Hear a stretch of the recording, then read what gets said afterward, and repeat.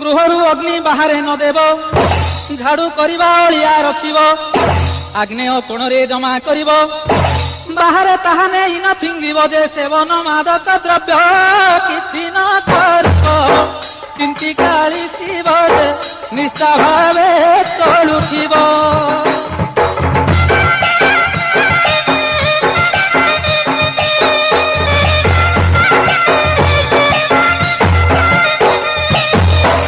ଓଷା ସାରି ଭୁକ୍ତା ଆସିଲେ ଫେରି, ବେଶଭୂଷା ହୋଇ ନିଜର ସ୍ତ୍ରୀ, ହଳଦୀ ଜଳେ ପତିପାଦ ଧୋଇ, ଗୃହକୁ ନେବ ଅର୍ଘ୍ୟକୁ ବନ୍ଦାଇ ଯେ ଭୁକ୍ତାର ନଥିଲେ ନାରୀ, ମାତା କି ଭାଉଜ ପାଳନ କରିବେ ଦଣ୍ଡ କାଳୀ କୁସୁମରୀ।